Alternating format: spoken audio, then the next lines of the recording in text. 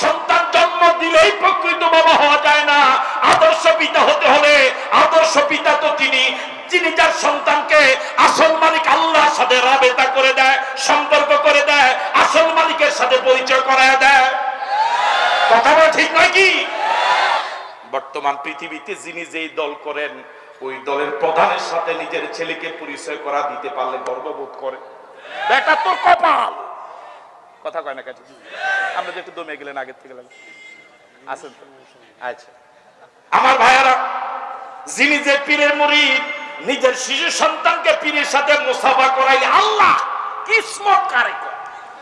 তোমার ফুলার কপাল ভালো এমন হুজুর। কথা কয় না ঠিক? কপাল পড়া মুসলমান, কপাল পড়া মুসলমান, কপাল পড়া মুসলমান। আজ পর্যন্ত পারো নাই যে আল্লাহ এক ফোঁটা পানি থেকে তোমাকে এত সুন্দর ছেলে দিলেন, হাত দিলেন, পাও দিলেন, কিডনি দিলেন, মেমোরি দিলেন, কথা বলার যোগ্যতা দিলেন, মাথার চুল থেকে পায়ের তালু পর্যন্ত কোটি কোটি টাকার সম্পদ দিয়া তোমাকে একটা পুত্র সন্তান দিলেন, মেয়ে সন্তান দিলেন। ওকে দেখলেই তোমার কলিজা ঠান্ডা হয়ে যায়। দাম্পত্য জীবনকে সফল মনে করো। আজ পর্যন্ত পারলা না, আজ পর্যন্ত পারলা না তোমার সন্তানকে বলতে, ও আমার ছেলে, ইয়া বুনাইয়া লা তুশরিক বিল্লাহ, ইয়া বুনাইয়া, ইয়া বুনাইয়া লা তুশরিক বিল্লাহ। ও আমার কলিজার টুকরা ছেলে, কি সুন্দর ডাক, আবেগ ভরা। ও আমার কলিজার টুকরা ছেলে, কেতাতু ফুয়াদি, ও আমার কলিজার টুকরা, আমি বাবা হয়ে তোকে নসিহত করি, আমার আল্লাহর সাথে, আমার এমন আল্লাহর সাথে তুই কাউকে শরীক করবি না। আমার আল্লাহর গোলামি করা লাগবে, 5 বেলা আমার আল্লাহকে সিজদা দেওয়া লাগবে। যদি মিছিল করতে হয় আমার আল্লাহর নামে করা লাগবে, যদি জীবন দিতে হয় আমার আল্লাহর নামে দেওয়া লাগবে। যদি পকেটের কষ্টার্জিত টাকা খরচ করা লাগে আমার এমন আল্লাহ রাস্তায় খরচ করা লাগবে। আমি আবারও বলছি, সূরা নামাজ সাফাত আয়াত 182, রুকু 5, ক্রমিক নাম্বার 37, সূরাটি মাক্কি। জবাব পাওয়া যাবে ইনশাআল্লাহ? এই জবাবটা তো সঠিকভাবে দিলেন না। জবাব পাওয়া যাবে ইনশাআল্লাহ? আমাদের দেশে মুসলমানদের এখন অভ্যাসে পরিণত হয়েছে মিছিল করতে নিষেধ করলেও মিছিল করে। আপনি কি আমার সাথে একমত? ওরা একমত না হোক, আপনি একমত। মিছিল করতে বলা, মিছিল করতে নিষেধ করলেও জজবা মিছিল করে, কিন্তু যখন মাহফিলে কোনো কথা জিজ্ঞেস করা হয় তখন আর জবান মুসলমানরা খোলে না। আলহামদুলিল্লাহ, সুবহানাল্লাহ, আল্লাহু আকবার আওয়াজ মুসলমানদের জবান থেকে স্বতঃস্ফূর্তভাবে বের তো হয় না, জিজ্ঞেস করলেও পাওয়া যায় না। কিন্তু মিছিল, এটার জন্য আর বলা লাগে না। হ্যাঁ, আপনারা কিছু কথা কি বলতে রাজি আছেন ইনশাআল্লাহ? সূরার নাম, সূরা সাফফাত, আয়াত 182, রুকু, ক্রমিক নাম্বার 37, সূরাটি মাদানী, মাক্কি না মাদানী? হিজরতের আগে নাজিল হয়েছে না পরে? আগে নাজিল হলে, পরে নাজিল হলে? এবার বলুন তো, কোরআন মজিদের 37 নম্বর সূরায় কয়টি আয়াত? ওই সূরায় কয়টি রুকু? ওই সূরাটি মাক্কি না মাদানী? এবার সকলে সমস্বরে একসাথে বলুন সেই সূরাটির নাম। এবার আমরা নামকরণের কারণ উপস্থাপন করছি। 182 আয়াত সম্বলিত সূরাটি রব্বুল আলামিন শুরু করেছেন এভাবে, ওয়াসসাফাতি সাফফা। শুরুতে রব্বুল আলামিন এমন একদল ফেরেশতার শপথ করেছেন যারা সুশৃঙ্খল ভাবে সারিবদ্ধ হয়ে আল্লাহ পাকের হুকুম তালিম করার জন্য, পালন করার জন্য অপেক্ষায় থাকে। ফেরেশতাদের জীবন সুশৃঙ্খল জীবন, শৃঙ্খলাবোধ, এটা শুধু মুসলমানদের গুণ নয়, এটা পৃথিবীর সব মানুষের জীবনের অন্যতম গুণ। কিন্তু পৃথিবীর অধিকাংশ মুসলমান সুশৃঙ্খল নয়, বরং অপরিচ্ছন্ন। আপনারা কি আমার সাথে একমত? কথা বলেন নাকি একমত? অবশ্যই আপনারা নয়, অনেক দেশের অনেক মুসলমান এমন আছে শৃঙ্খলাবোধ তার জীবনে নাই বললেই চলে। আল্লাহ রাব্বুল আলামিন আমাদেরকে সুশৃঙ্খল ভাবে চলার তৌফিক দিন। এবার আমরা ওয়াসসাফাতি সাফফা, প্রথম আয়াতের ওয়াসসাফা এই শব্দ থেকে সূরাটির নামকরণ করা হয়েছে। সূরা সাফফাত। এবার নাজিলের সময়কাল। শুরুতে আমরা বলেছি সূরাটি হিজরতের আগে নাজিল হয়েছিল। রাসূল করিম সাল্লাল্লাহু আলাইহি সাল্লাম হিজরতের আগে মক্কায় 13টি বছর ছিলেন। এই 13 বছরের মাঝামাঝি সময়ে সূরাটি নাজিল হয়েছিল, যে সময় মুসলমানদের চরম দুর্দিন চলছিল। কালেমা প্রকাশ করলেই নির্যাতনের আকাশ ভেঙে পড়তো তাদের মাথায়। ঘরে থাকা যায় না, বাড়িতে থাকা যায় না, পৃথিবীর কোথাও তাদের জন্য নিরাপদ নয়। জুলুম এবং নির্যাতনে মুসলমানরা যখন চরমভাবে দিশেহারা, এ সময় বয়োবৃদ্ধা মহিলা হযরত সুমাইয়া রাদিয়াল্লাহু তাআলা আনহাকে আবু জেহেল গুপ্তাঙ্গে বর্ষার আঘাতে আঘাতে শহীদ করেছিল। চরম এক দুর্দিনে রাসূল করিম সাল্লাল্লাহু আলাইহি ওয়াসাল্লাম একদিন বাইতুল্লাহর পাদদেশে, বাইতুল্লাহর দেয়ালের সাথে হেলান দিয়ে বসা ছিলেন। হযরত খাব্বাব ইবনে আরিত রাদিয়াল্লাহু তাআলা আনহু সে বললেন, ইয়া রাসূলুল্লাহ, আপনি কি আমাদের জন্য দোয়া করবেন না? আমরা তো মার খেয়ে খেয়ে শেষ হয়ে যাচ্ছি, আপনি কি আমাদের জন্য আল্লাহর কাছে একটু বলবেন না? রাসূল করিম সাল্লাল্লাহু আলাইহি ওয়াসাল্লাম সোজা হয়ে বসলেন, চেহারা প্রচন্ড লাল হয়ে গেল। রাসূল বললেন, খাব্বাব, তুমি যে কালিমার স্বীকৃতি দিয়ে জুলুম নির্যাতনের শিকার হচ্ছ, আমার সাহাবায়ে কেরাম যে কালিমার স্বীকৃতি দিয়ে জুলুম নির্যাতনের পাহাড় তাদের উপর ভেঙে পড়ছে বলছো, এই কালিমার স্বীকৃতি আগের নবীর উম্মতে যারা দিয়েছিল তাদের উপর কি পরিমাণ জুলুম নির্যাতন হয়েছিল সেই ইতিহাস কি তোমার জানা আছে?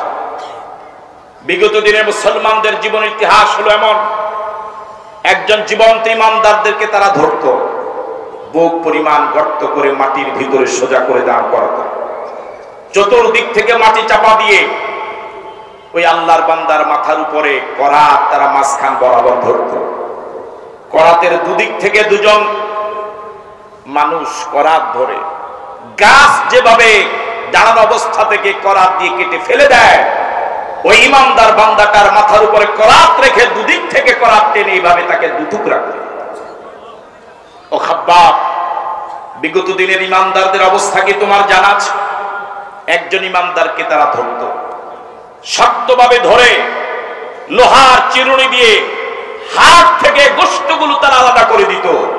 এত কঠিন নির্যাতনের পরেও হাত থেকে তারা গোশত আলাদা করতে পেরেছিল, কিন্তু ইমান থেকে ওই ইমানদারকে আলাদা করা যায় না। এমন ইমানদারকে হওয়া যাবে? এমন ইমানদারকে হতে পারবো? রাসূল করিম সাল্লাল্লাহু আলাইহি সাল্লাম বললেন, খাব্বাব, এমন একটা সময় আসবে যেদিন সানা থেকে হাজারামাউত পর্যন্ত গভীর রজনীতে চাঁদের সৌন্দর্যকে হার মানায় এমন এক সুন্দরী রূপসী ষোড়শী নারী গভীর রজনীতে একাকী হেঁটে যাবে। আল্লাহর কসম, তার দিকে খারাপ নজরে তাকাবার সাহস পৃথিবীর কারো হবে না। সুবহানাল্লাহ। এমন এক কঠিন সময় মুসলমানদের উপর যখন চরম নির্যাতন চলছিল, নির্যাতনের পাহাড় তাদের উপর যখন ভেঙে পড়ছিল, মুসলমানরা যখন চরম ভাবে মার খেয়ে খেয়ে দিশেহারা, তখন আল্লাহ রাব্বুল আলামিন 182 আয়াত 5 রুকু সম্বলিত 37 নম্বর সূরা সূরা আস-সাফফাত নাযিল করে সারা পৃথিবীর মাজলুম মুসলমানদেরকে সান্ত্বনা দিলেন। সুবহানাল্লাহ। মাঠে আছেন আপনারা? ওরে নাই রে, মাঠে আছেন আপনারা? জীবন্ত না ঘুমন্ত? জীবন্ত আছেন তো? আমার ভাইয়েরা, যে চরম সময়ে মুসলমানদের এই সূরা নাজিল হয়েছিল, বর্তমান সারা পৃথিবীর ইমানদারদের অবস্থা কি তার কাছাকাছি নয়? কথা বলে না, কাছাকাছি নয়? সারা পৃথিবীর বিভিন্ন দেশে শত শত মসজিদ বছরের পর বছর ইসলাম বিরোধী কাফের এবং মুশরিকেরা, ইহুদি এবং খ্রিস্টানেরা বছরের পর বছর মুসলমানদের কলিজার সাথে সম্পৃক্ত অসংখ্য মসজিদ তালা লাগিয়ে তারা বদ্ধ করে রেখেছে। পৃথিবীর শত শত নয়, হাজার হাজার মসজিদে বছরের পর বছর আল্লাহু আকবার ধ্বনি হয় না। কথা বলে ঠিক নয়?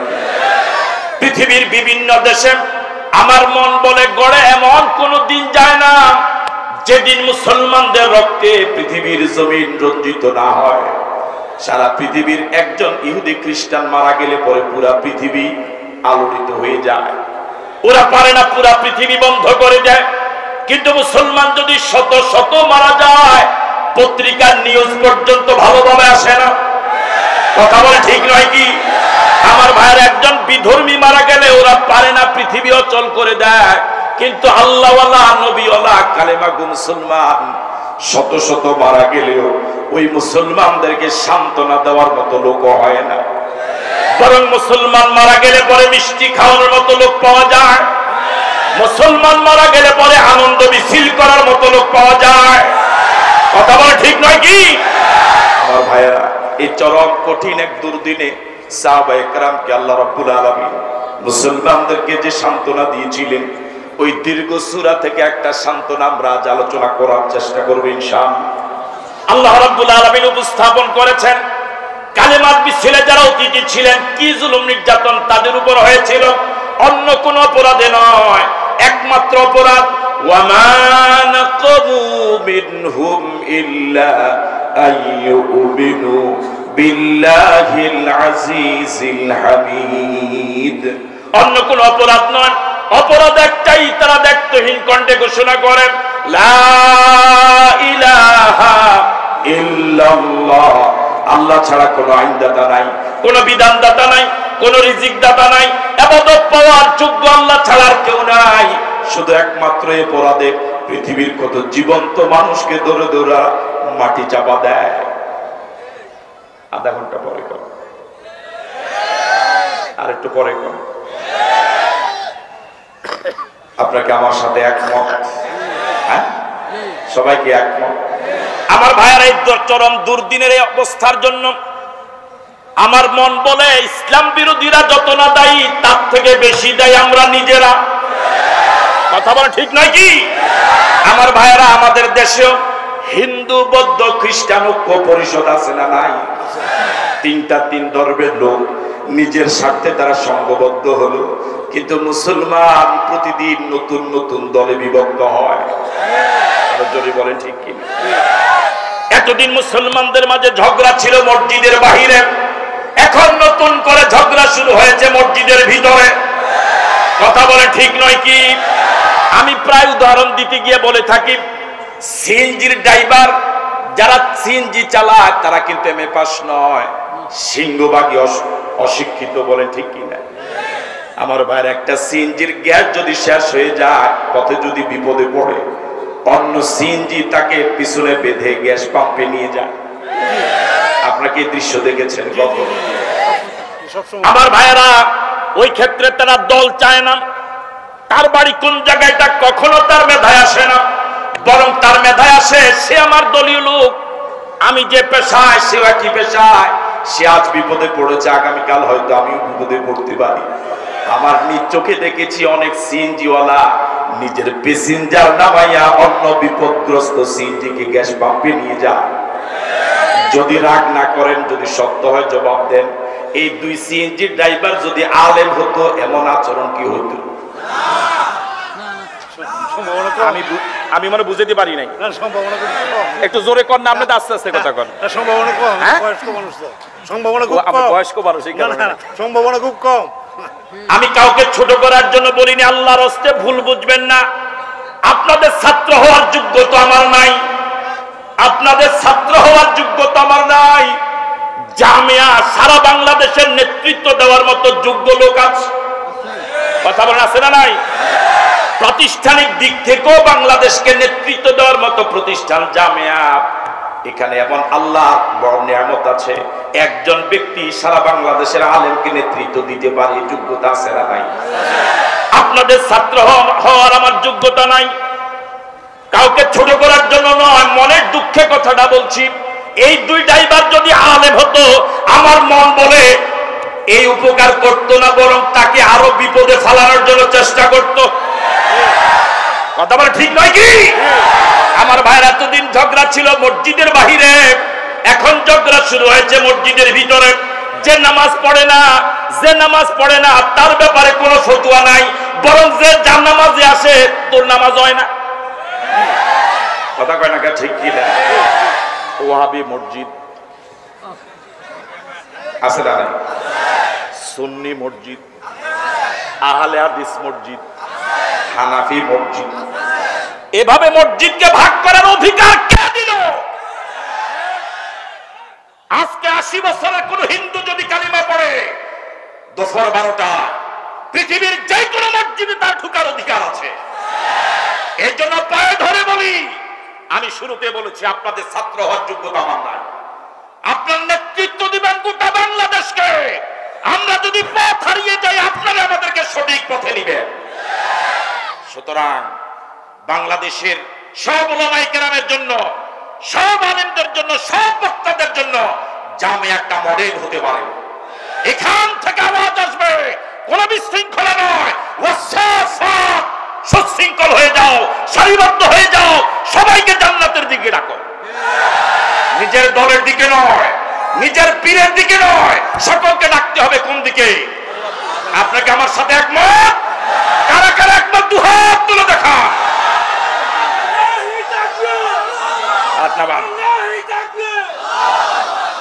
আমি আপনাদেরকে আরেকটি বিষয় কথা বলতে চাই সাহস করে। আমার ভাইয়েরা, আহলে সুন্নাত ওয়াল জামাত, একটা তাকবীর ধ্বনি শুনে আমার এটা মনে হলো, দেখুন আপনারা আমার এই কথার সাথে একমত কিনা, একটু মনোযোগ দিয়ে শুনুন। আহলে সুন্নাহ ওয়াল জামাত এটা কি সত্যিকারের নবী ওয়ালা যারা তাদের উপাধি ছিল না? কথা বলুন।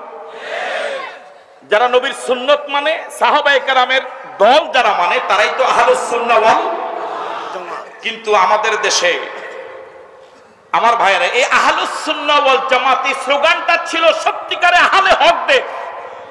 এই স্লোগানটা হাইজ্যাক হয়ে গিয়েছে, অন্যরা নিয়ে গিয়েছে। আপনাকে আমার সাথে একমত? ওদের পোস্টারে, হ্যান্ডবিলে, মাইকিং এ, প্রচারে, সর্বত্রই ওরা আহলে সুন্নাহ ওয়াল জামাত লিখতে লিখতে দেশের মানুষ আহলে সুন্নাহ এই স্লোগান কানে আসলে মনে করে ওরা। তাহলে এই স্লোগানটাকে আমাদের ছিল না ওদের ছিল? আপনাকে আমার কথা বুঝতেছেন? এই স্লোগানটাকে আমাদের ছিল না ওদের ছিল? ওরা যখন এই স্লোগানটা ধীরে ধীরে ব্যবহার করা শুরু করলো, আমরা তখন সোচ্চার হই নাই। কথা বলে ঠিক নয় কি? আমরা তখন আমাদের স্লোগানটা ধরে রাখার জন্য কোনো চেষ্টা করি নাই। নিচ্ছে তো না, কিন্তু আজ নীতি নীতি আমাদের নিজস্ব স্লোগান আমরা হারিয়ে ফেলেছি।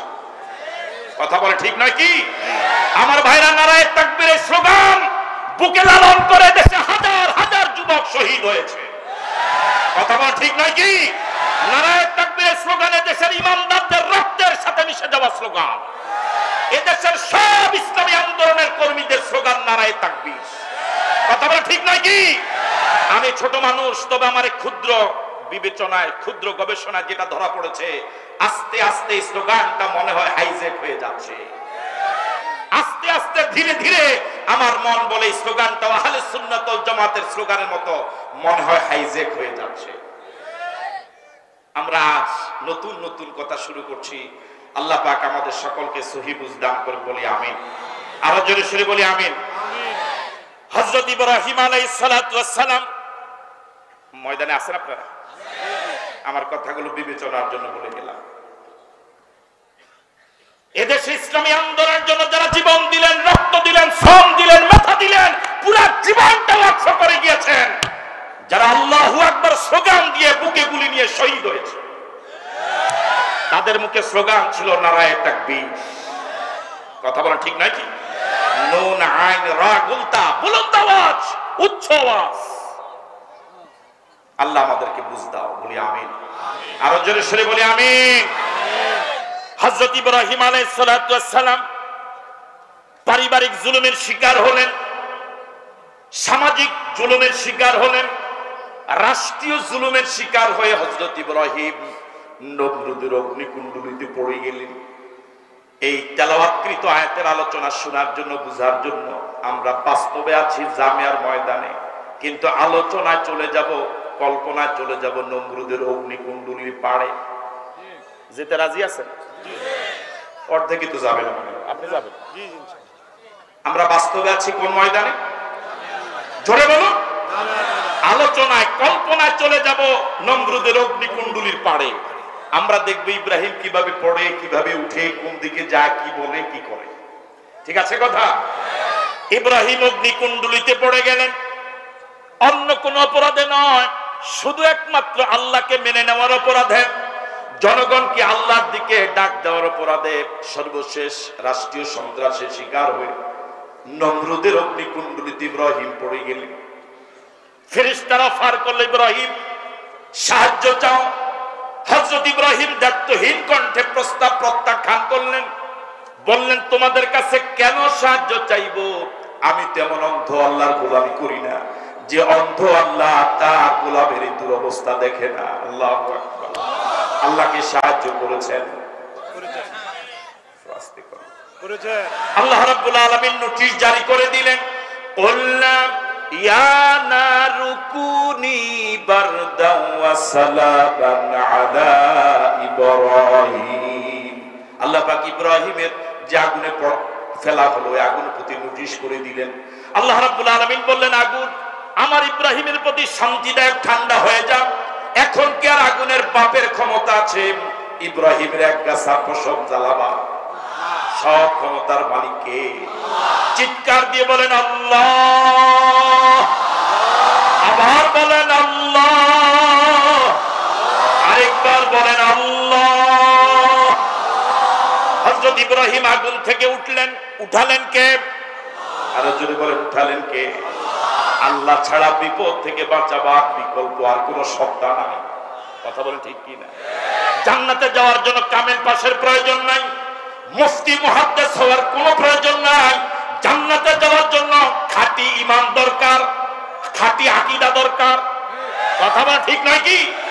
হযরত ইব্রাহিম অগ্নিকুণ্ডলী থেকে উঠলেন। এখন ইব্রাহিম অগ্নিকুণ্ডলীর পাড়ে, আপনারা এখন কোথায়? কথা বলেন, আপনারা কি পাড়ে আছেন? পাড়ে আছেন?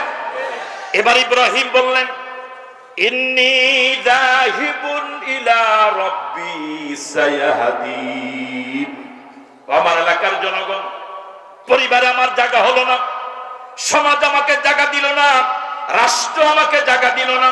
রাষ্ট্র আমার জন্য ওই পৃথিবীর কত নিরাপদ জায়গা আছে, কোন জায়গা আমার জন্য বাছাই করলো না, বরং রাষ্ট্র আমার জন্য নির্ধারণ করলো আগুনের বাগান। এদেশে কত চোর বসবাস করে, কত ডাকাত বসবাস করে, কত গাজী বসবাস করে।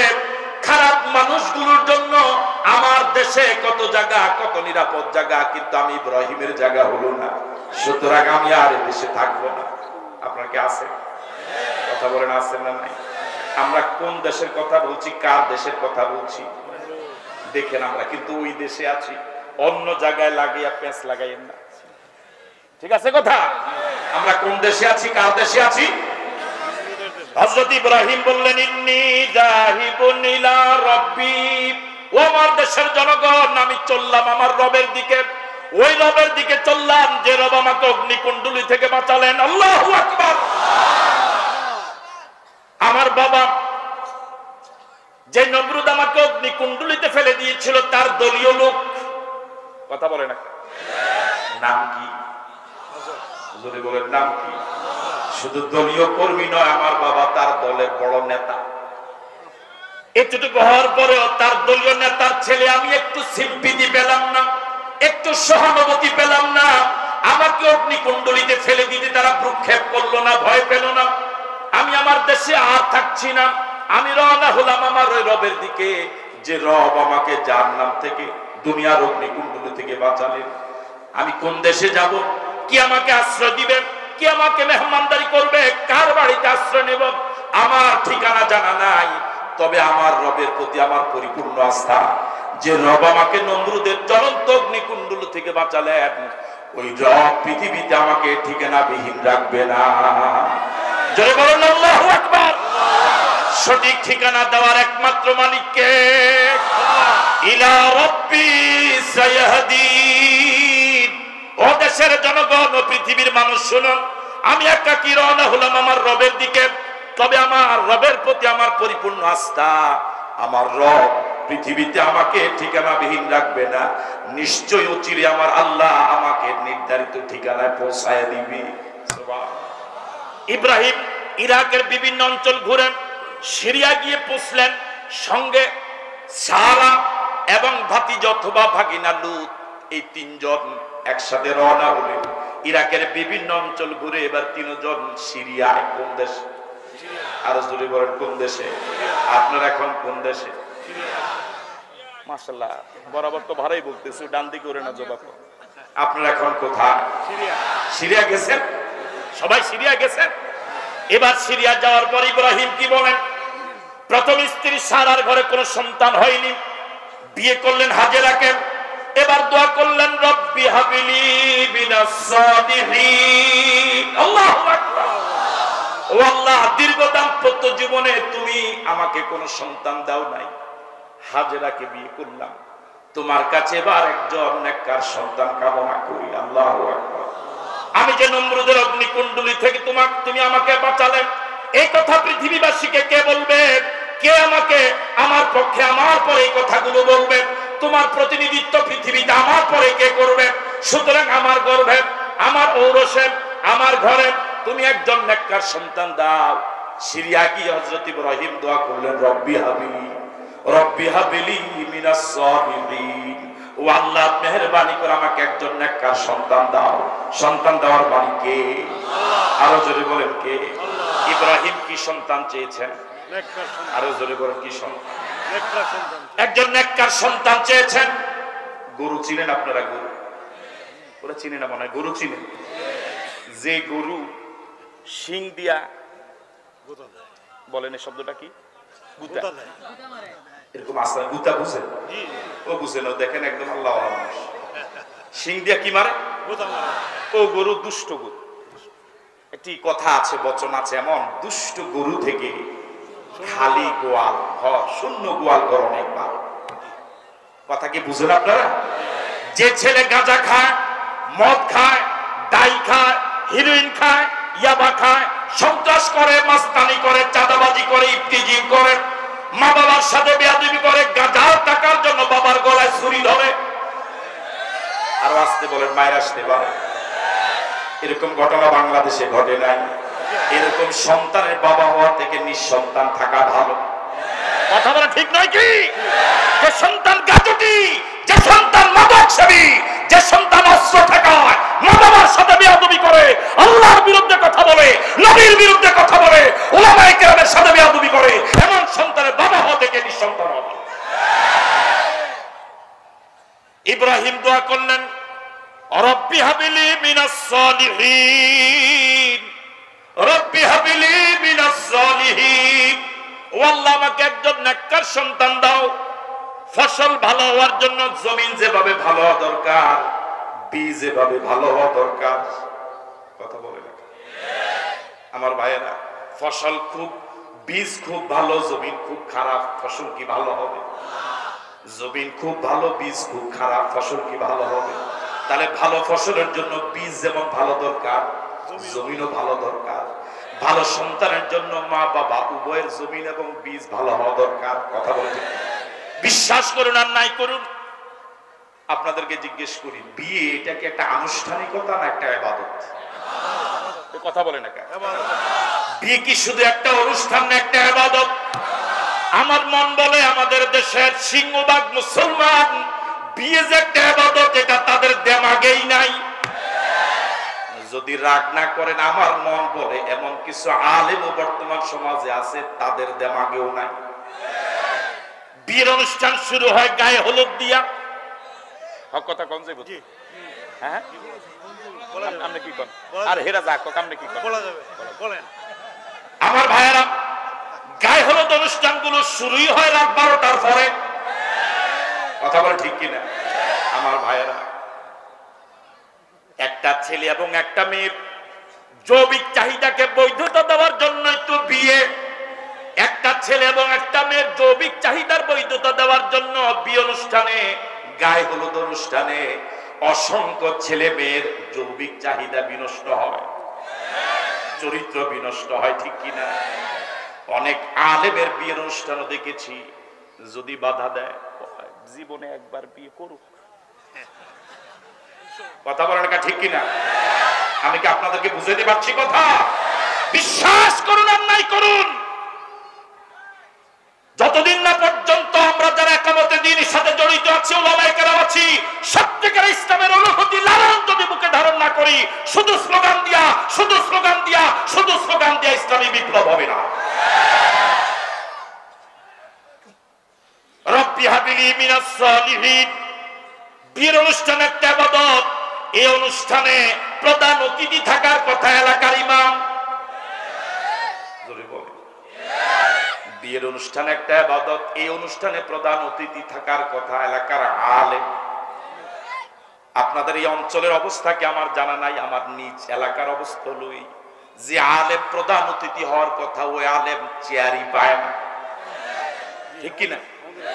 আপনাদের এলাকা তাই এই লোক থাকাতে ভালো লাগে, সব কথা মোটামুটি জব এই জাতীয় লোক দিয়ে থাকলে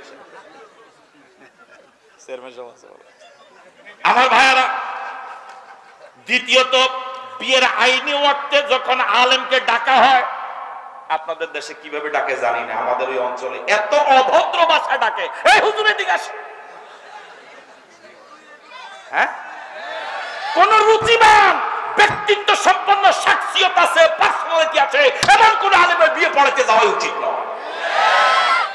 যখন আলেমকে ডাকা হয় বিয়ের জন্য অভদ্র ভাষায়, অরুচিকর ভাষায়, এবং তাদের ডানে বামে যেরকম উশৃঙ্খল ছেলে মেয়ের আনাগোনা, কোন ভদ্র মানুষ এদের মাঝখানে হাঁটতে পারে না। আজকের বিয়ের অনুষ্ঠান একটা ইবাদত, এখানে মস্তানদের জায়গা খাবে কেন?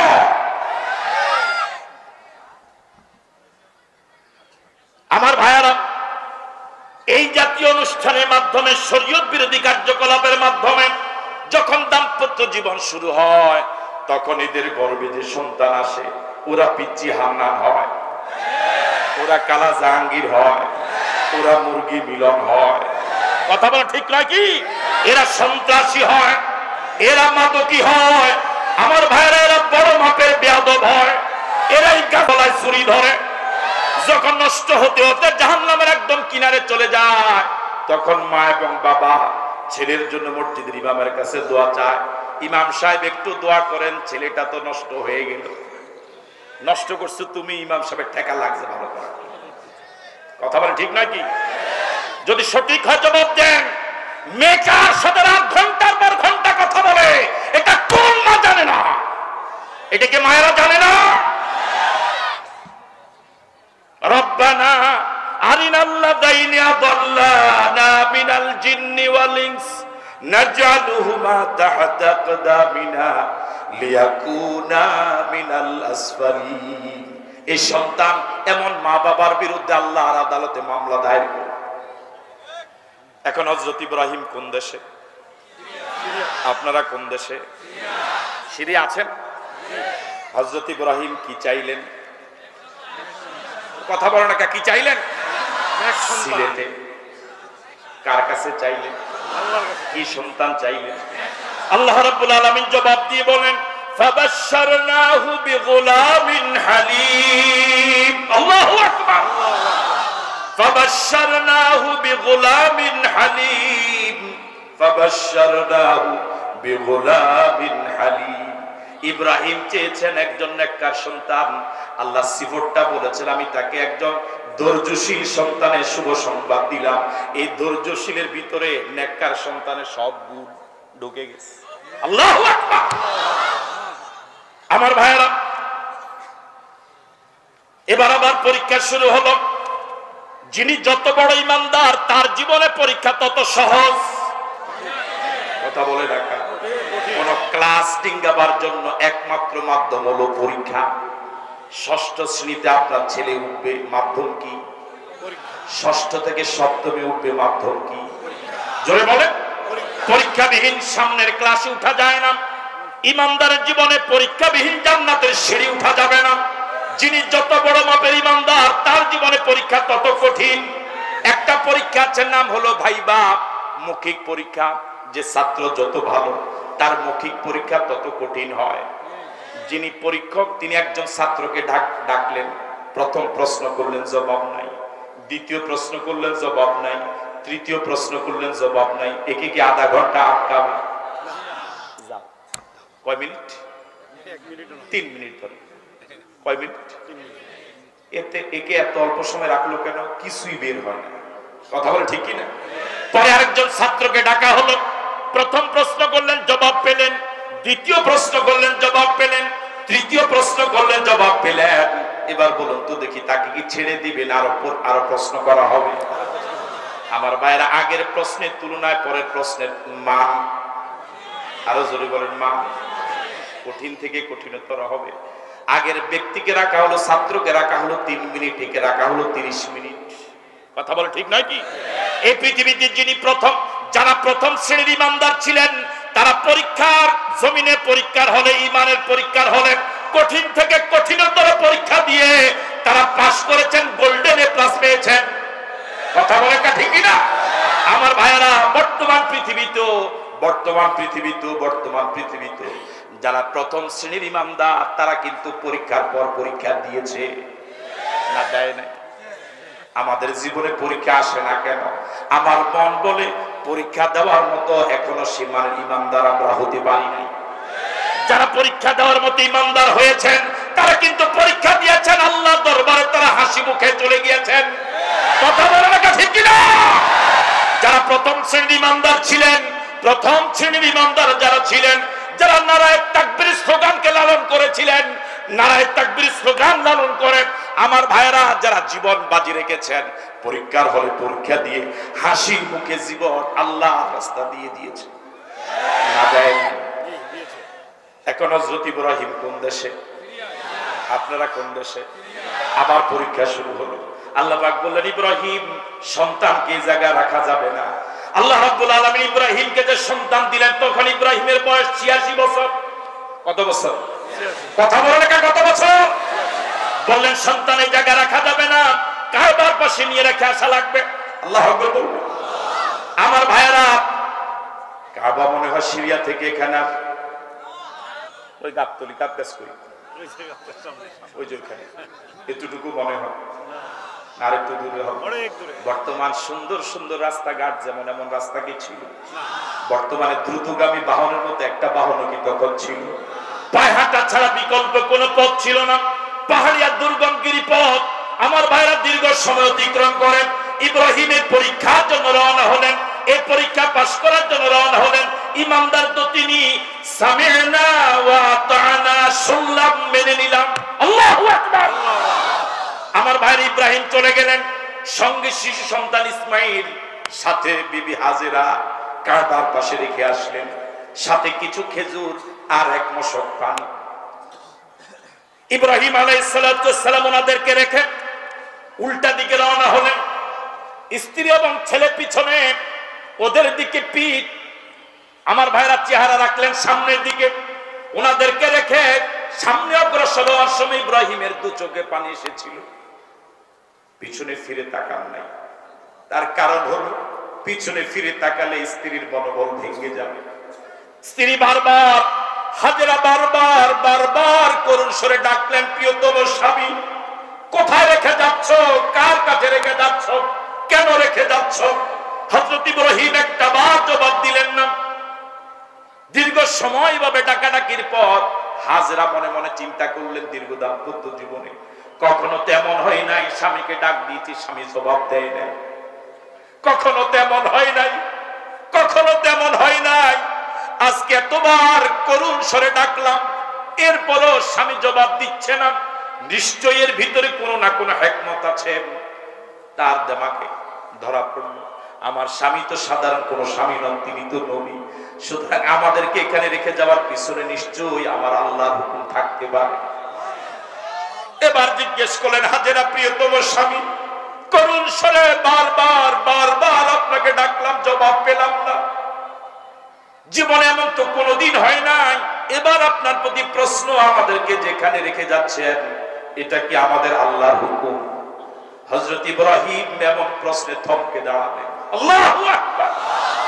থমকে দাঁড়ালেন, জবান দিয়ে জবাব দিলেন না, শুধু মাথা নেড়ে জবাব দিলেন। আল্লাহু আকবার।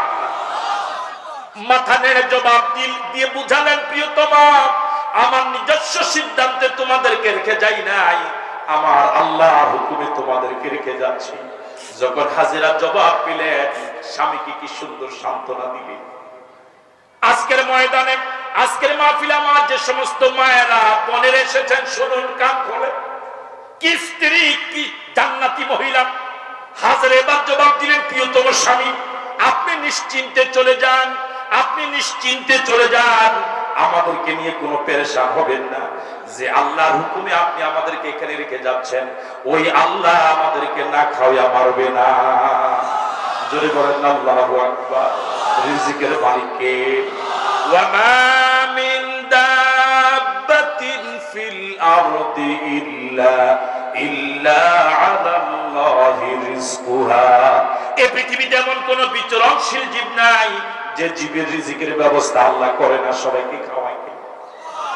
বিশ্বাস করুন আর নাই করুন, পৃথিবীতে যত মাখলুকাত আছে, কোন মাখলুকাত রিজিকের জন্য ক্ষুধা লাগার আগে পেরেশান হয় না।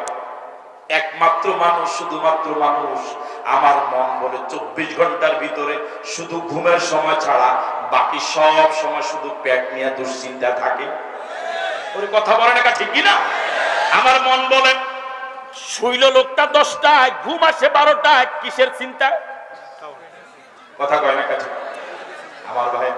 আবার শোয়া থেকে উঠার পর 1 ঘন্টা লেগে যায় ওযু করতে, প্রস্তুতি নিতে, কিসের চিন্তা? গরু কোনদিন খিদা লাগার আগে পেট নিয়ে চিন্তা করে না, ওদেরকে খাওয়ায় কে? আর এই মানুষ পেট নিয়ে এরকম দুশ্চিন্তা থাকার কারণে হালাল হারাম যাচাই বাছাই করে না। এরাই আপনার পেটকে অন্যায় ভাবে ভরাট করার জন্য মিথ্যা মামলা দেয়, ভাইকে ঠগায়, বোনকে ঠগায়।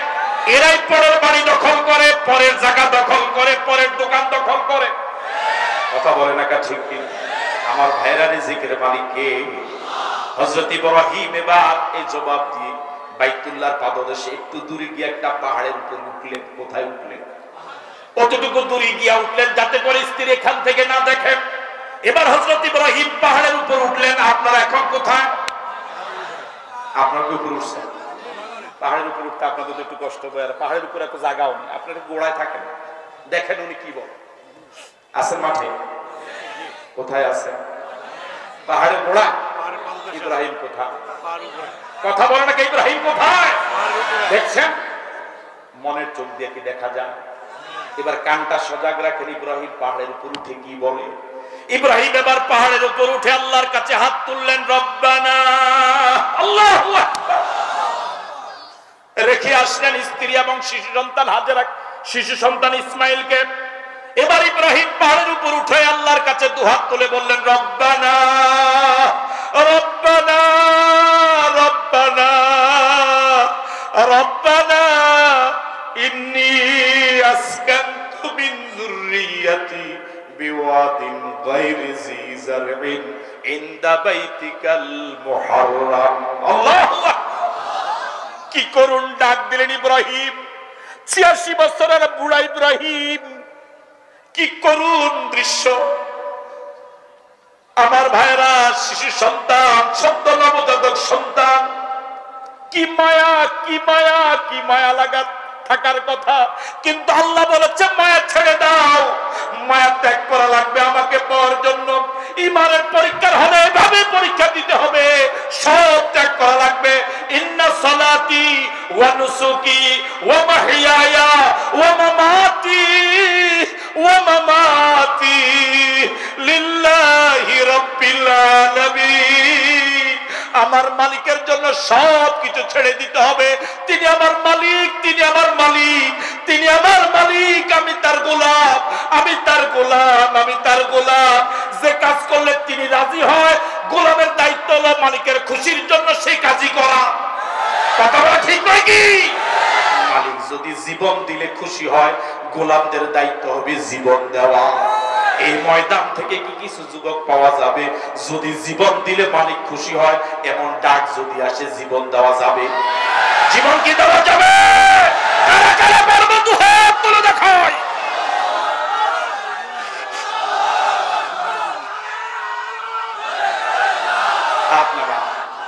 হযরত ইব্রাহিম ডাক দিলেন, রব্বানা রব্বানা রব্বানা রব্বানা ইন্নী আসকানতু মিন যুররিয়াতি বিওয়াদিন গায়রি জি বাইতিকাল মুহাররাম। ও আল্লাহ, আমি আমার সন্তানকে তোমার ঘরের পাশে আবাদ করে গেলাম। আল্লাহু আকবার। রব্বানা ইন্নী আসকানতু মিন যুররিয়াতি। ও আল্লাহ, ও আল্লাহ, আমি আমার ছোট্ট শিশুটাকে আবাদ করে গেলাম বিওয়াদিন গায়রি জি জারইন, এমন এক উপত্যকায় শস্যলতা নাই, গাছপালা নাই, তরুলতা নাই, খাদ্য নাই, পানি নাই, গাছগাছালি কিচ্ছু নাই, শুধু মরুভূমি।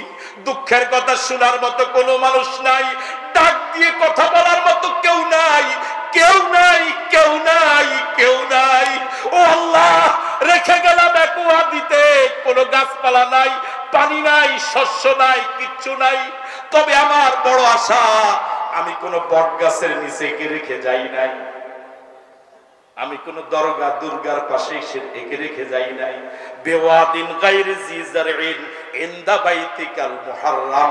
ও আল্লাহ, আমি একে রেখে যাচ্ছি তোমার পবিত্র ঘরের পাশে। জোরে বলেন আল্লাহু আকবার। রব্বুল আলামিন, আমি কেন রেখে যাচ্ছি, আমার কি আশা, তুমি একটু শুনো। রব্বানা লিউকিমুস সালাত। আল্লাহু আকবার। এই ছেলে বড় হবে, আমাকে লক্ষ লক্ষ টাকার যোগান দিবে, আমাকে বাড়িতে বিল্ডিং করে দিবে, আমার চিকিৎসার খরচ চালাবে, ওর পুত্রবধূ আমার খেদমত করবে। আল্লাহ, এমন কোন আশা নেই, ওকে আমি রেখে যাচ্ছি লিউকিমুস সালাত। আল্লাহ, ওরা এই প্রজন্ম যেন এই ঘরের আবাদকারী হয়, এই ঘরের যেন এরা নামাজ কায়েমকারী হয়। আল্লাহু আকবার। এই তো বাবা, এই তো বাবা। সন্তান জন্ম দিলেই প্রকৃত বাবা হওয়া যায় না, আদর্শ পিতা হতে হলে আদর্শ পিতা তো তিনি, যিনি যার সন্তানকে আসল মালিক আল্লাহর সাথে রাবেতা করে দেয়, সম্পর্ক করে দেয়, আসল মালিকের সাথে পরিচয় করায় দেয়। কথা বলা ঠিক নয় কি? বর্তমান পৃথিবীতে যিনি যেই দল করেন, ওই দলের প্রধানের সাথে নিজের ছেলেকে পরিচয় করা দিতে পারলে গর্ববোধ করে। বেটা তোর কপাল। কথা কয় না কেন? আমরা যে একটু দমে গেলেন আগের থেকে আছেন তো? আচ্ছা আমার ভাইয়ারা, যিনি যে পীরের মুরিদ, নিজের শিশু সন্তানকে পীরের সাথে মুসাফা করাইলে আল্লাহ কিসমত কারে কয়। তোমার ফুলার কপাল ভালো, এমন হুজুর। কথা কয় না কেন? ঠিক কপাল পড়া মুসলমান, কপাল পড়া মুসলমান, কপাল পড়া মুসলমান। আজ পর্যন্ত পারো নাই যে আল্লাহ এক ফোঁটা পানি থেকে তোমাকে এত সুন্দর ছেলে দিলেন, হাত দিলেন, পাও দিলেন, কিডনি দিলেন, মেমোরি দিলেন, কথা বলার যোগ্যতা দিলেন, মাথার চুল থেকে বাড়ির তালু পর্যন্ত কোটি কোটি টাকার সম্পদ দিয়া তোমাকে একটা পুত্র সন্তান দিলেন, মেয়ে সন্তান দিলেন। ওকে দেখলেই তোমার কলিজা ঠান্ডা হয়ে যায়, দাম্পত্য জীবনকে সফল মনে করো। আজ পর্যন্ত পারলা না, আজ পর্যন্ত পারলা না তোমার সন্তানকে বলতে, ও আমার ছেলে, ইয়া বুনাইয়া লা তুশরিক বিল্লাহ, ইয়া বুনাইয়া, ইয়া বুনাইয়া লা তুশরিক বিল্লাহ। ও আমার কলিজার টুকরা ছেলে, কি সুন্দর ডাক, আবেগ ভরা। ও আমার কলিজার টুকরা ছেলে, কেতাতু ফুয়াদি, ও আমার কলিজার টুকরা, আমি বাবা হয়ে তোকে নসিহত করি, আমার আল্লাহর সাথে, আমার এমন আল্লাহর সাথে তুই কাউকে শরীক করবি না। আমার আল্লাহর গোলামি করা লাগবে, 5 বেলা আমার আল্লাহকে সিজদা দেওয়া লাগবে, যদি মিছিল করতে হয় আমার আল্লাহর নামে করা লাগবে, যদি জীবন দিতে হয় আমার আল্লাহর নামে দেওয়া লাগবে, যদি পকেটের কষ্টার্জিত টাকা খরচ করা লাগে আমার এমন আল্লাহ রাস্তায় খরচ করা লাগবে। আজ পর্যন্ত পারি। এত প্রকৃত বাবা, এত প্রকৃত বাবা। বর্তমানে দেশের সারা পৃথিবীর সিংহভাগ মা বাবার দায়িত্ব হলো ছেলে মেয়ের সাথে সর্বপ্রথম পরিচয় করায় দেয় রিমোট কন্ট্রোলে। এটা কি করে? রিমোট কি করে? আর এটারে না তো উদাহরণ দিলাম। রিমোট কন্ট্রোল এটা অবশ্য আপনাদের কাছে হাস্যকর বিষয় মনে হবে। আমি আধুনিক যুগের সেকেলে মানুষ, একেবারে অ্যানালগ মানুষ। আমার বাসায় কোনো টিভি নেই। নাউজুবিল্লাহ কইলেন, এটা তো নাউজুবিল্লাহ বিষয়। এই যুগ আমার এই মোবাইলটা একেবারে পরিপূর্ণ মুসলমান। ইউটিউব, ইন্টারনেট, কি কি জানি আছে, যে ফেসবুক, কিছুই এর ভিতরে নেই। আমার ভাইরা এখন সিংহভাগ মা বাবা প্রথমে ছেলের হাতে তুলে দেয় কি? কত নম্বরে টিপ দিলে জি বাংলা, কথা কয় না কেন? কত নম্বরে টিপ দিলে স্টার জলসা, কত নম্বরে টিপ দিলে হিন্দি গান, কত নম্বরে টিপ দিলে ওই যে কার্টুন কার্টুন। হ্যাঁ, কপাল পড়া মুসলমান, কপাল পড়া মুসলমান। এখন আমাদের দেশে অনেক এত ওয়াজ যায় কই? আমি বলি ওয়াজ শুনি বছরে একদিন, আর শরীয়তের শয়তানের ওয়াজ শুনে 24 ঘন্টা। কথা কয় না, ঠিক না? আমার বেলা অনেকে আবার কয় না, যদি নিজেকে ঠিক রাখা যায় তাহলে এগুলো অসুবিধা নাই।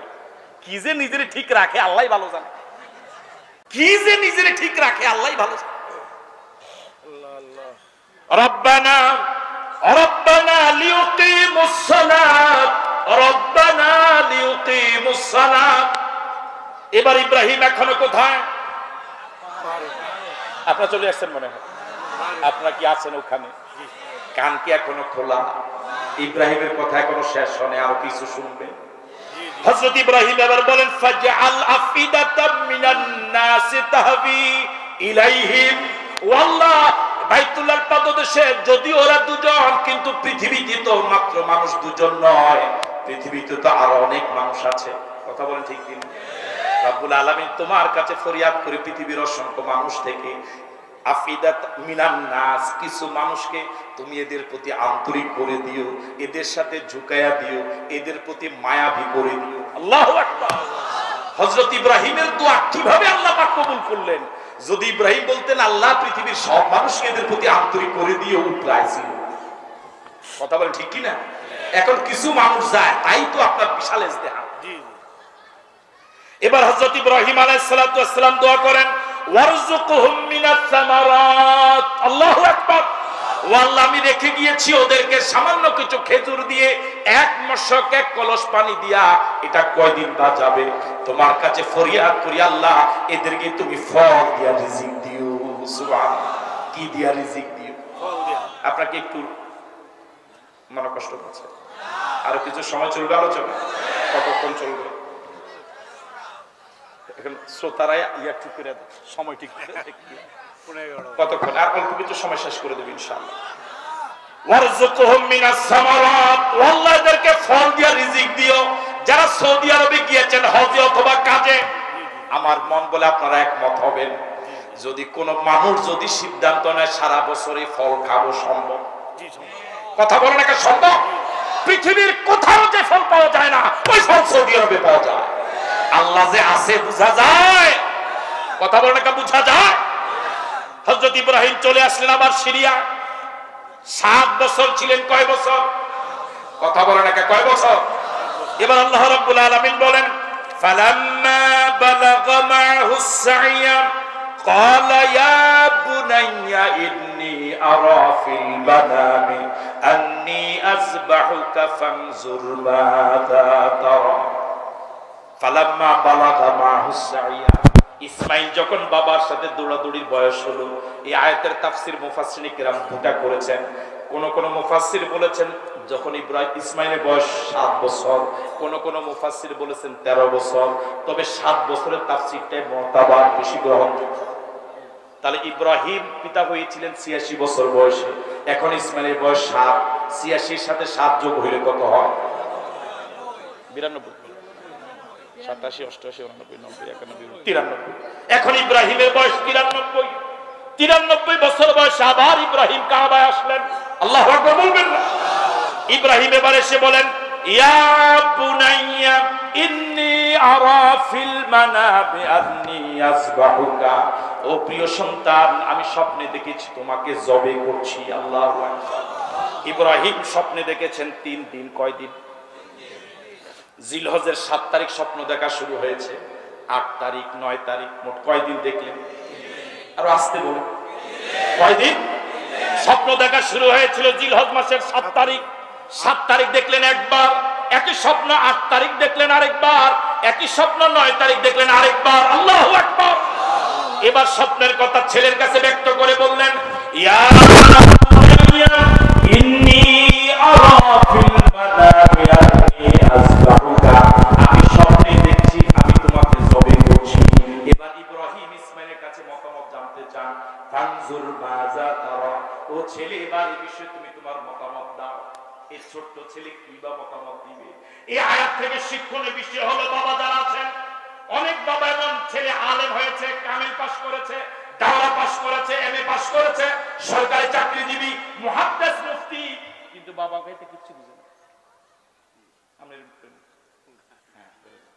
কিছুই বুঝে না, এরকম বাবা আছে না?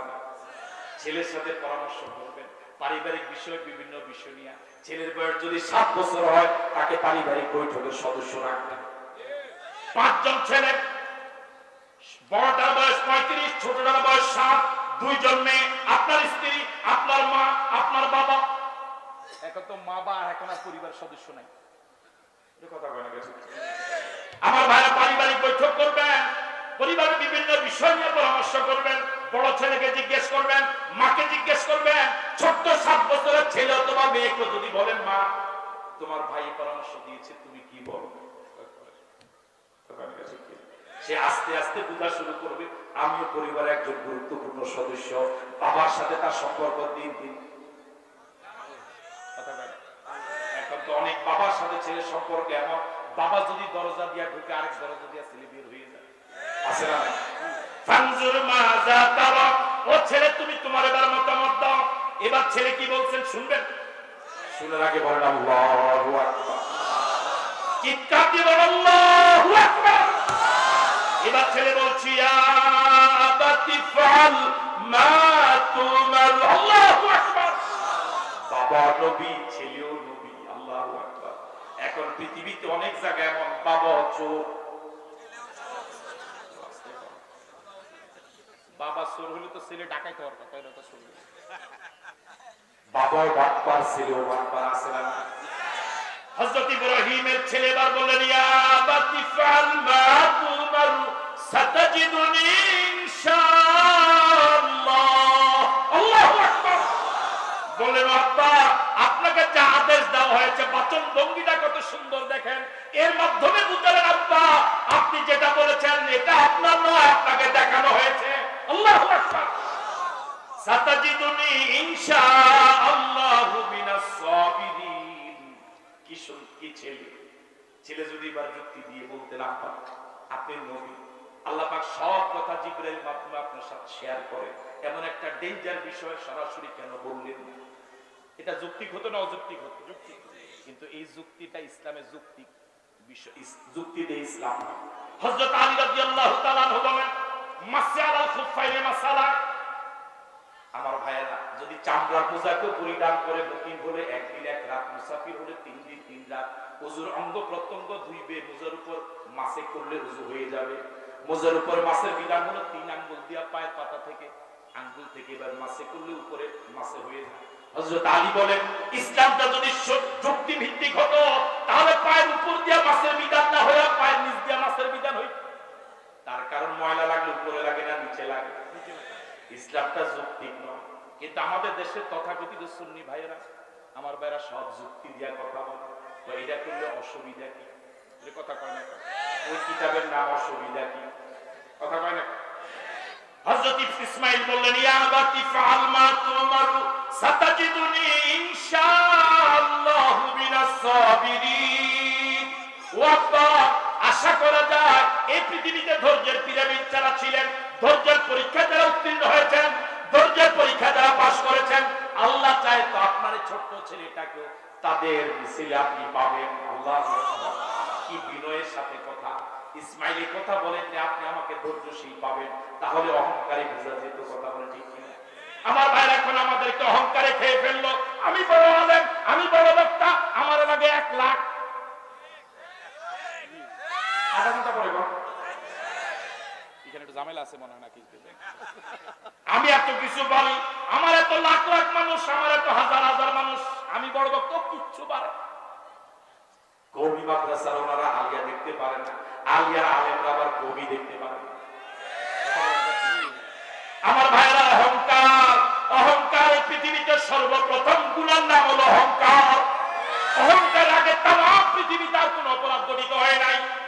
আমার ভাইরা, অহংকার করা ইবলিসের গুণ, আর বিনয় হওয়া হযরত আদমের গুণ। আমার ভাইরা, হযরত ইসমাঈল ইসমাইল কি সুন্দর উদাহরণ দিলেন, বললেন আব্বা এই পৃথিবীতে যারা ধৈর্যের পরীক্ষা উত্তীর্ণ হয়েছে, আপনি আল্লাহ চাই তো আমাকে তাদের একজন পাবেন। আল্লাহু আকবার বলবেন। এবার রওনা হলেন বাপ এবং ছেলে মিলার উদ্দেশ্যে 10 জিলহজ। আছেন আপনারা? আছেন? বাবাও রাজি, ছেলেও রাজি। ফালাম্মা আসলামা, আমাদের দেশে ইসলাম শব্দের অনুবাদ করা হয় শান্তি। আমার ভাইরা, ইসলাম শব্দের অর্থ শান্তি নয়। ইসলাম শব্দের শাব্দিক অর্থ হলো গরদান নেহাদান বতআত, আনুগত্যের মস্তক নত করে দাও। কলম ছিল ওদের হাতে, যা ইচ্ছা ওরা তাই লিখে গিয়েছে। কথা বলে ঠিক কিনা? আমার ভাইরা, ইসলাম অর্থ শান্তি নয়, ইসলাম অর্থ নত করে দেওয়া, সারেন্ডার হওয়া, মেনে নেওয়া। সালাম শব্দের অর্থ হলো শান্তি। তবে হ্যাঁ, ইসলামের সাথে শান্তির একটা সম্পর্ক আছে। কেউ যদি ইসলাম মেনে নেয় সে শান্তি পাবে। এই দৃষ্টিকোণ থেকে ইসলামের সাথে শান্তির সম্পর্ক আছে, কিন্তু শাব্দিক অর্থ নয়। সালাম শব্দের শাব্দিক অর্থ হলো শান্তি। ফালাম্মা আসলামা, ইসলাম শব্দের অর্থ যদি শান্তি হতো তাহলে এই আয়াতের অর্থ হতো যখন বাপ ছেলে দুজন শান্তিতে ঘুমায় গেল। এই কথা কয় না? ফালাম্মা আসলামা, যখন দুজন সারেন্ডার হয়ে গেলেন, মাথা নত করে গেলেন, মেনে নিলেন, রাজি হয়ে গেলেন। বাবা রাজি হলো জবে করতে, ছেলে রাজি হলো জবা হতে। আল্লাহু আকবার বলবেন না? কোন ময়দানে আপনারা কি যাবেন? একটু মিনা যাবেন আপনারা? মিনা। আল্লাহ তুমি আমাদেরকে আরাফাত লাব্বাইক বলার তৌফিক দান করো বলি আমিন। আরো যদি বলি আমিন। 10 জিলহজ রওনা হলেন বাপ এবং ছেলে। পৃথিবীর সবচেয়ে বড় তাবুর শহরের নাম হলো মিনা। এত বড় তাবুর শহর পৃথিবী তার দ্বিতীয় আরেকটাও নাই। সারা পৃথিবীর সব তাবু এক জায়গায় করলেও মিনার তাবুর সমান হবে না। একবার যদি কেউ তাবু হারিয়ে ফেলে, এই তাবুতে আবার ফিরে আসা। ফালাম্মা আসলামা, দুজন যখন রাজি হয়ে গেলেন, বাবা রাজি হলো জবে করতে, ছেলে হজের শুরু থেকে শেষ পর্যন্ত কোনো কাজ রিপিট নাই, দুইবার নাই, একমাত্র জামারাত, একমাত্র জামারাত, একমাত্র জামারাত। পাথর মারার জন্য মিনাতে 3 দিন থাকা লাগে, 70টা পাথর মারা লাগে। এই জামারাত চলবে কিয়ামত পর্যন্ত। খবর ঠিক কিনা? সকল ইবলিস, সকল শয়তানি জামাত থেকে বর্জন করে পাথর মেরে এরপরে পরিচ্ছন্ন হয়ে গেছে আসা লাগবে। কিন্তু এখন ইবলিস শয়তানি তো বাদ দেয় না, বরং কিছু জমা করে। ঠিক নয় কি? আমার ভাইরা, এই ইবলিস কয় প্রকার? মিনাল জিন্নাতি ওয়ান নাস, মানুষের ভিতরে শয়তান আছে, জিনের ভিতরে শয়তান আছে। আযান দিলে পরে জিন শয়তান গোলা, আউযু বিল্লাহি মিনাশ শাইতানির রাজিম বললে জিন শয়তান গোলা। কিন্তু পুরা কোরআন শরীফ খতম করলেও মানুষ শয়তান যায়। আর আছে বলতে কি না? পুরা কোরআন শরীফ খতম করলেও মানুষ শয়তান যায় না, বরং কে খতম করলো তার ফিরে তো আসে, কে খতম করলো তার বিরুদ্ধে মামলা দিতে আসে। কিন্তু মানুষ শয়তান বলে, যখন আযান শুনি তখন মনে হয়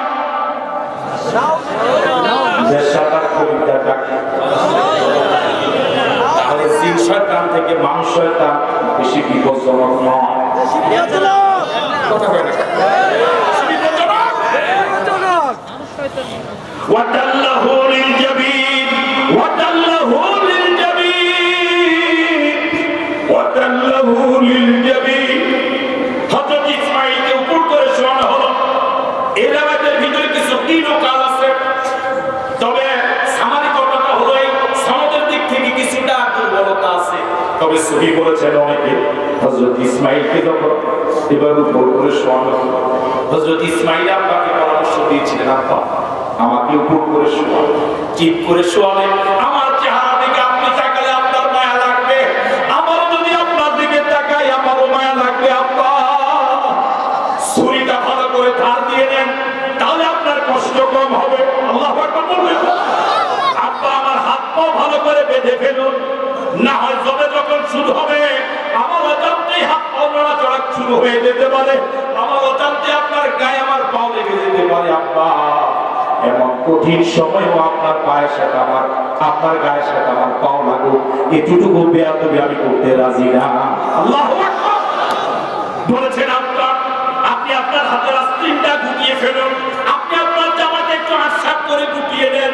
না হলে যখন আপনি আমাকে জবে করবেন, ফিনকি দিয়ে যখন রক্ত বের হবে, আপনার গায়ের জামার সাথে আমার রক্ত লেগে যেতে পারে।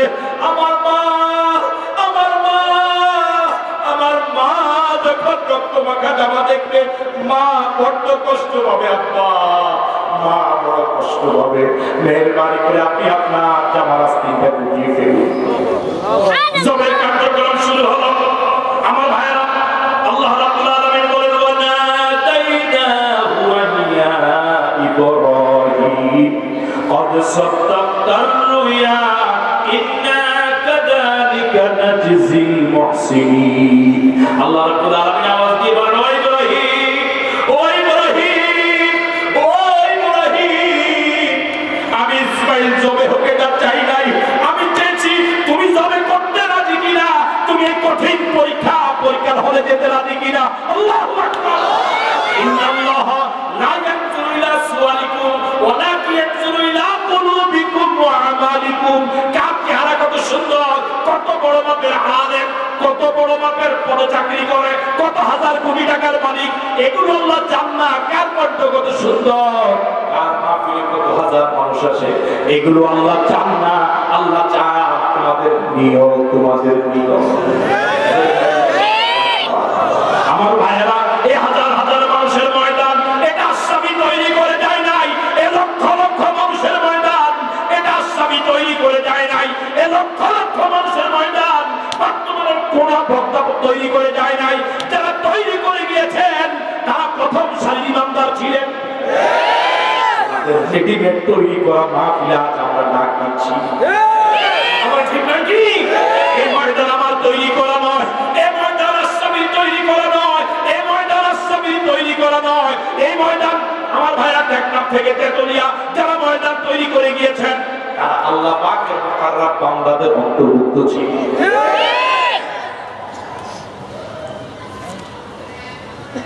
আল্লাহ রাব্বুল আলামিন বলেন, ওয়া ফাদাইনাহু বিযিবহিন আযীম, ওয়া ফাদাইনাহু বিযিবহিন আযীম। আল্লাহ রাব্বুল আলামিন এক মহান কুরবানি দিয়া বিনিময় দিয়া দিলেন। সুবহানাল্লাহ। জিবরাইলকে বললেন, জান্নাতি দুম্বা নিয়ে আসো। 40 বছর পর্যন্ত জান্নাতে যে দুম্বা লালিত হয়েছিল, লম্বা লম্বা শিং, ওই দুম্বা হযরত ইব্রাহিমের ছুরির নিচে গলায় লাগার আগেই জিবরাইল দুম্বা নিয়ে হাজির। আল্লাহু আকবার। কঠিন দায়িত্ব পালন করেছে পৃথিবীতে জিবরাইল। 600 ডানার জিবরাইল পৃথিবীর এক প্রান্ত থেকে আরেক প্রান্ত যেতে একবার 80 বছর নিয়ে চলে যায়। যদি আল্লাহ পাকের সৃষ্টি এক জিবরাইল এত ক্ষমতা হয়, আমার আল্লাহ আপনার জানি কত ক্ষমতা। আল্লাহু আকবার। 11 ভাই ষড়যন্ত্র করে ইউসুফকে ফেলে দিল কুয়ায়, পড়ে গেল, রশি ছিঁড়ে গেল। আল্লাহ বললেন, জান্নাতি পাথর এনে ইউসুফের পায়ের নিচে দিয়ে দাও। পানিতে পড়ার আগে জান্নাতি পাথর হাজির। আল্লাহু আকবার।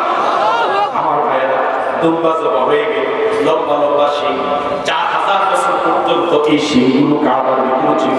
8ম হিজরিতে আল্লাহ নবী যখন মক্কা বিজয় করেছেন, তখন বাইতুল্লাহ সাবি ছিল ওসমান ইবনে তালহা। আমার ভাই, বাইতুল্লাহ ছাবি ছিল তখন ওসমান ইবনে তালহা। আল্লাহ নবী যেদিন 8ম হিজরিতে বাইতুল্লাহ বিজয় করেন, মক্কা বিজয় করেন, সেদিন এই 4000 বছর পরে এই লম্বা লম্বা শিং সহ অসংখ্য মূর্তি, অসংখ্য আপনার শরীয়ত বিরোধী বিষয় এখান থেকে বের করে নিয়েছিলেন। আল্লাহু আকবার। আমার ভাই, আল্লাহ রাব্বুল আলামিন এবার বলেন, ওয়া তারাকনা আলাইহি ফিল আখিরিন। এই কুরবানির ইসলাম, এই কুরবানির সিস্টেম কিয়ামত পর্যন্ত পরবর্তীদের জন্য আমি নিয়মে পরিণত করেছি। আল্লাহু আকবার। এখন কুরবানির বিধান আছে না নাই? রাসূল কারীম সাল্লাল্লাহু আলাইহি ওয়াসাল্লাম নিজে পশু কুরবানি দিতেন। হযরত ফাতেমাকে রাসূল ডেকে বলতেন, ফাতেমা, যখন পশু কুরবানি হয় তুমি দাঁড়িয়ে থেকে থেকে দেখো কিভাবে পশু তার দেহের রক্তটা আল্লাহ রাস্তায় প্রবাহিত করে দেয়।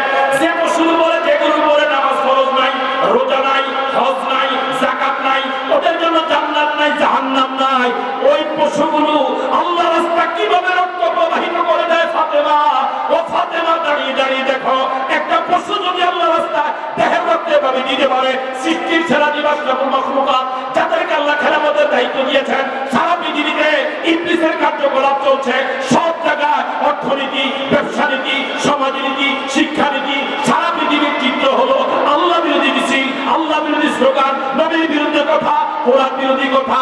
এইসবের মোকাবেলায় মানুষের পক্ষে ওই গরু যদি এভাবে জীবন দেয়, রক্ত দেয়, মানুষের জন্য কি এভাবে রক্ত দেওয়া দরকার নয়? কথা বলে, মানুষের জন্য কি এভাবে রক্ত দেওয়া দরকার নয়? আল্লাহ নবী একবার 100 কুরবানি দিলেন, 63টা আল্লাহ নবী নিজ হাতে কুরবানি দিলেন। আল্লাহু আকবার। রাসূল একটা উটকে কুরবানি দিচ্ছেন, পাশে একটা রাসূলের হাতে কুরবানি হওয়ার জন্য রাসূলের শরীরের নিচে মাথা এভাবে ঝুঁকায়া দেয়। আল্লাহু আকবার বলবেন না? আল্লাহ নবী কুরবানি দিচ্ছেন, পাশে আল্লাহ নবীর শরীরের নিচে নিজের মাথাকে এভাবে ঝুঁকায়া দেয় রাসূলের হাতে কুরবানি হওয়ার জন্য। আমার ভাইরা, বর্তমান পৃথিবীতে এমন কিছু আল্লাহর বান্দা ছিল, এমন কিছু আল্লাহর বান্দা ছিল, এমন কিছু আল্লাহর বান্দা ছিল যারা নিজের জীবনটাকে, নিজের গর্দানটাকে এভাবে আল্লাহর বান্দারা আল্লাহর রাস্তায় এভাবে ঝুঁকে দিয়েছে। কথা বলা যায় না? এভাবে কি তাদের উত্তরসূরি হওয়া যাবে? এই জায়গার জন্য কি কুরবানি হওয়া যাবে? কারা বলবো দুহাত তুলে দেখা?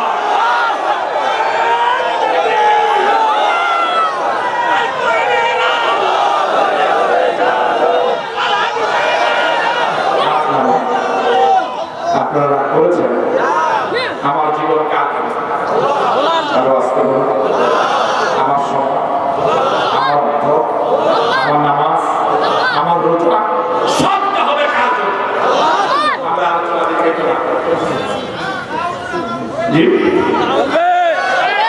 হ্যাঁ চলবে, আগামীকালও চলবে ইনশাআল্লাহ, পরের দিকে চলবে ইনশাআল্লাহ, আগামীকালও চলবে, পরের দিকে চলবে ইনশাআল্লাহ। আমার দাবি থাকবে, একজন আল্লাহর বান্দাও শেষ কথা রাখবেন না। রাজি আছেন তো? আমার আব্বা, আমার আব্বা যিনি আলোচনা করেছেন আমার আগে, তিনি আমার আব্বা, তিনি আমার উস্তাদ। বাংলাদেশের হাতে গোনা কয়েকজন আমার বাবা হিসেবে, আমি যতটুকু বুঝেছি হাতে গোনা কয়েকজন আলেমের মধ্যে তিনি একজন।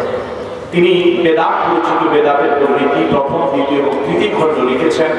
আলেমদের জন্য খুবই জরুরি আমি মনে করি, শিক্ষিত লোকদের জন্য খুবই জরুরি আমি মনে করি। স্টেজে কিছু কপি আছে, মেহরবানি করে আপনারা যাওয়ার সময় স্টেজ থেকে যারা প্রয়োজন মনে করে নেওয়ার জন্য অনুরোধ করছি। আর একটা অনুরোধ কি রাখবো, আগের মধ্যে জবাব হয়েছে মনে হয়েছে না? আর একটা অনুরোধ কি রাখবো? রাখবো তো ইনশাআল্লাহ।